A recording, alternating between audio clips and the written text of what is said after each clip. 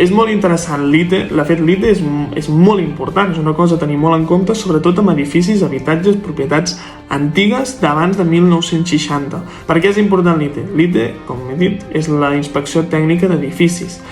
És una normativa que ha de passar cada edifici, sigui per local o per habitatge, és a dir, per comercial o per habitatge, per tal que la gent hi pugui anar a viure i a treballar.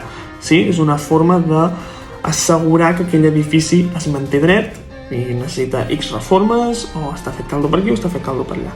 Costa també una certa pasta. Com més antic és, com més temps tardis a passar la ITE, més pasta et costarà, i com més fet caldo, també.